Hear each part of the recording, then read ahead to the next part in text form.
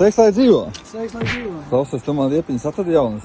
Jā. Jā, vecās esmu nospolējis jau.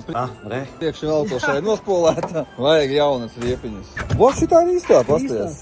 Bet man... Ivariņ, tev atkal ir riepiņas. Jā, priekšējās es nospolējis. Es domāju, man tak jau ir. Nu, cik 2 nedēļas un jāmaina jaunas. Tā mēnesis gan izbūs. Ceru, ka tas nav dēļ kvalitātes. Nē, tas bija dēļ tā, kad Michelin rūpnīcā bija šo to sajaukuši.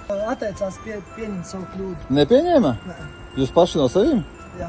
Jomā, paldies, IC24, jā, Ziemassvētku piedošanas laiks, varbūt piedosiet Michelinam. Nu šoreiz jāpārbauda, jo pagājušajā, kad ņēmām šās riepiņas. Uzlīme bija pareizā. Jā, uzlīme bija pareizā, šitad arī uzlīme ir pareizā. Šoreiz pārbaudīsim. Es jau redzu pēc vizuāli. Es jau skatījos.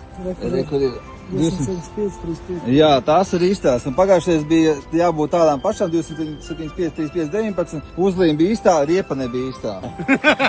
Bet šitās man kā Mercedes fanam tev tāds smējā, ka šitās tā Mercedes homologācija. Jā, es daudz reizi lasu internetā, ko atšķirās Mercedes riepa no BMW riepas. Es zinu, ko atšķirās BMW. Es zinu, ko atšķirās BMW riepa no Mercedes riepas, ka BMW riepā ir 4 slāņi iekšā. Parastajai tikai 2. Ko Mercedes atšķirās, es nezinu. Nu, ir kursi.